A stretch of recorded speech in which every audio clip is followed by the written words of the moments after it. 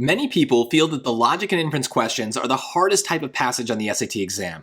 Personally, I don't think that these questions are any more difficult than the other passage types, but I understand why they seem scary. As you can see from this example, the passages can sometimes be dense, and the question itself suggests that there's some sort of definitive ending to the story that you're somehow supposed to know. Which choice most logically completes the text? How are we supposed to complete a text that we barely understand? Well, as always, the main strategy is to ignore the complex details and instead create a dumb summary. Remember, you're not the author of this story, writing the ending that you prefer. Instead, you're the editor who has to choose the most logical conclusion from only 4 options. A dumb summary will keep you open-minded. Plus, when you strip away all of the fancy words in the passage and answer choices, trust me, the most logical conclusion will be pretty dumb.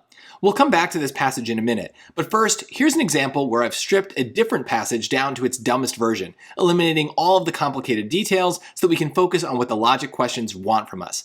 We can basically turn the main ideas into an outline. 1. Few people get the current medicine because it is expensive. 2. A new medicine is not expensive.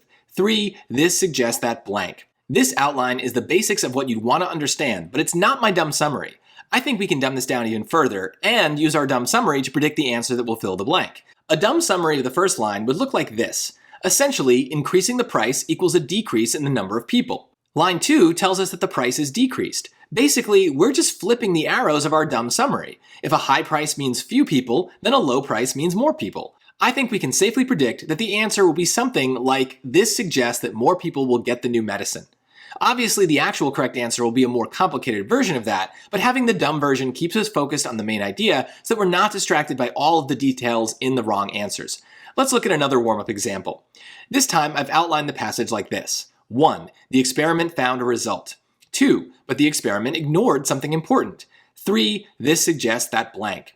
The most important word in the outline is but. You've got to notice when there's a contrast in the passage. Specifically, this passage starts out positive with the experiment's result. Then it shifts to negative because the experiment ignored important information. My prediction is that this suggests that the result may be wrong.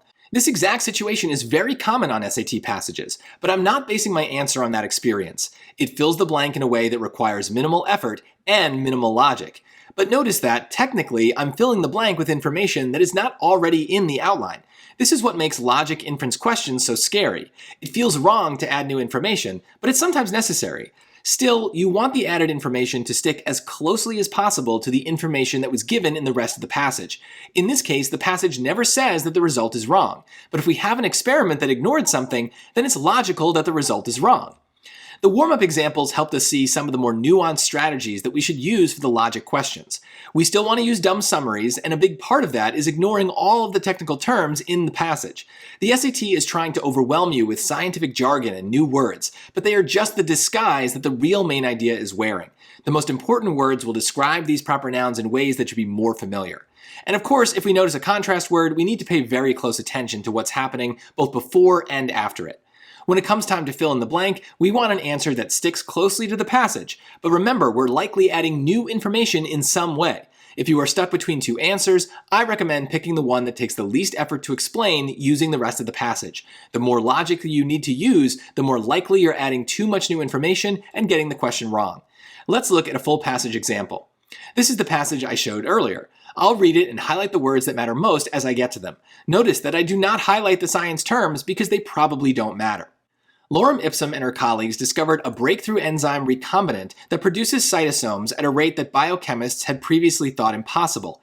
Experts had long believed that enzyme matriculation rates had an upper limit, known as the Blerny-Boggs line, after Cassandra Blerny-Boggs, who first calculated the limit in 1954. Several experiments had corroborated the Blerny-Boggs line prior to Ipsum's findings, so many biochemists, including Ipsum herself, have cautioned against discarding the old theory too quickly.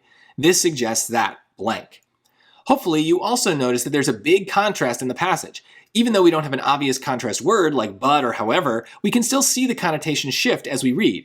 It starts off positive with Ipsum's breakthrough, but we end with a warning against discarding the old theory. That's a clear shift from positive to negative. We can also condense this passage into an outline like in the warm-up examples. To me, this passage is saying that there was a breakthrough, it was previously thought impossible, and we shouldn't discard the old theory. I wouldn't necessarily write this summary down on my scratch paper on the real test, but let's use it now so we can focus on the answer choices. As we sort through the choices, remember that we're sticking close to the passage, but it's okay if we end up adding a new piece of information. We can use connotations to quickly get rid of choice C. Remember, we're expecting a negative end to this passage, but if Ipsum's methods are more reliable than those in previous experiments, then that sounds positive. Choice D feels like a good example of drifting too far from what the passage says. The cytosomes produced by Ipsum's recombinant are likely to decay. I remember that they mentioned cytosomes, but I have no idea what's going to happen to them. The passage wasn't about that. Choices A and B both contain words that follow from part 3 of our outline. We could discard the old theory because of a premature claim or because of faulty data. But here's where we can look back at the passage to look more closely at the jargon and proper nouns that we mostly ignored earlier. Choice A says Blerny-Boggs prematurely claimed to have found the enzyme matriculation limit, but Blerny-Boggs was the author of the theory that we were cautioned against discarding.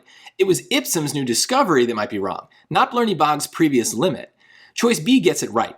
We shouldn't discard the old theory because additional research may show Ipsum's findings to be based on faulty data. We were never told in the passage that Ipsum's breakthrough was based on a mistake, but it's an easy logical conclusion from the information we were given in the rest of the passage. To me, this is a relatively easy logic inference question, but I think many people will find it difficult because of the dense scientific language in the passage, and the generally scary way that these questions work. In this case, all of the science was completely made up. There is no person named Lorem Ipsum, and everything written about enzymes, cytosomes, and matriculation rates is total nonsense. There is no such thing as a Blerny-Boggs limit. I recommend thinking about all science passages on the SAT in this way. You don't need to understand the science, so just pretend that it's all made up and focus instead on what they're saying in between all the difficult words. That's what matters for your dumb summary and your answers. As for the scary way that logic questions are asked, just remember these finer points of the strategy. We're still using the main reading strategy of dumb summaries, but we should pay especially close attention to contrasts. It's okay to add new information to the passage, but that new information shouldn't feel very new. It should mostly be a restatement of what the passage is already saying. The inference should be the smallest possible logical leap from the facts in the passage. Hopefully, this lesson gives you more confidence on SAT logic questions, because they're not always the hardest SAT passages.